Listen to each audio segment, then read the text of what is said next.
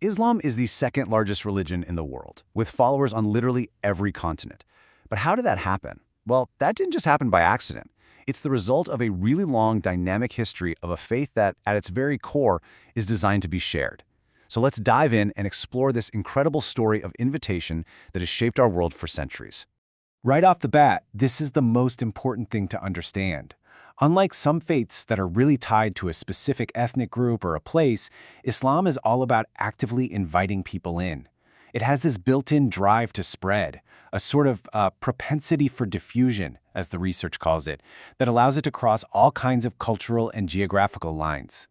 And that, of course, is the big question, isn't it? If the goal is to spread, how did that actually happen? Was it just one thing, or was it way more complex than that?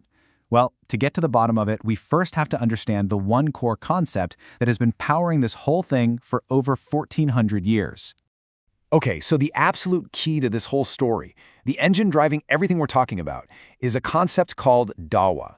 If you want to understand how Islam spread, you've got to first understand what dawah is and why it's so fundamental to the faith. So what exactly is dawah? Well, in a nutshell, it's the mission. It's the act of inviting people to Islam. The word itself literally means an invitation or a call. So it's not just about, passively spreading a message. It's about actively and intentionally inviting people to come and join the faith. But here's the really crucial part, the why. Dawah isn't just some optional side project for Muslims. It actually comes directly from the core Islamic worldview. The idea is that the faith holds what are believed to be essential truths for all of humanity. And if you believe that, then sharing those truths becomes a fundamental part of the religion itself. Now, this whole process wasn't just made up on the fly. Nope. Right from the very beginning, a clear methodology was established for this invitation. Think of it as a strategic framework, a kind of blueprint that has been used for centuries.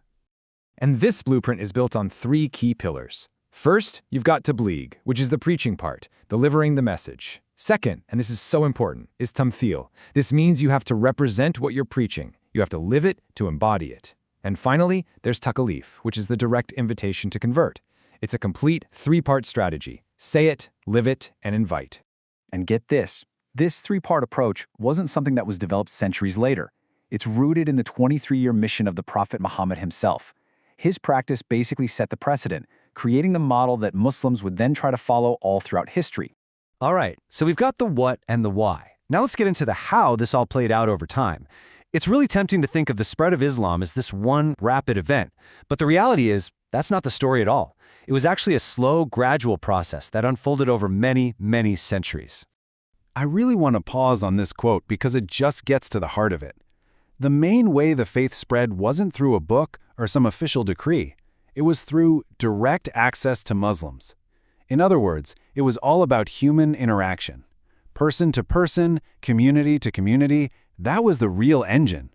And that human interaction looked really different depending on the time and place. Sure, in the early days, starting in the 7th century, the expansion often did follow conquering armies that were removing old empires. That's definitely part of the story. But that's just one piece of a giant puzzle. For centuries, it was also tradesmen carrying ideas along with their goods on the Silk Road.